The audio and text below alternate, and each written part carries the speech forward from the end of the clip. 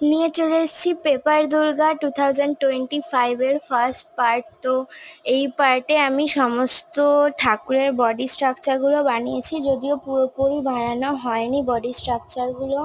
তো প্রথমেই আমি একটা কার্ডবোর্ডের উপর সমস্ত মাপ নিয়ে, ফার্স্টে আমি মাপ ছাড়াই যদিও করছিলাম, তারপরে মাপ নিয়ে দুর্গা ঠাকুরের সমস্ত বডিগুলো আঁকলাম, তারপরে সেগুলোকে কাট করে নিলাম। তারপর একটা ছোট ঠাকুর বলতে লক্ষ্মী, গণেশ, সরস্বতী বা কার্তিক, তার মধ্যে আমি প্রথমে লক্ষ্মী ঠাকুরের বডি স্ট্রাকচার বানিয়ে নিলাম, দিয়ে পুরো সেম সরস্বতী ঠাকুরেরও বডি স্ট্রাকচার বানিয়েছি। তারপর ওই মাপ নিয়ে আমি কার্তিক ঠাকুর আর গণেশ ঠাকুরের বডি স্ট্রাকচার বানিয়েছি। পুজোর তো আর বেশি দিন বাকি নেই, তাই জন্য তাড়াতাড়ি করে ঠাকুর বানানোটা শেষ করতে হবে।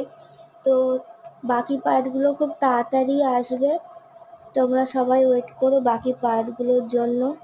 আর এই ভিডিওটা কেমন লাগলো তোমরা অবশ্যই কিন্তু কমেন্ট করে জানিও।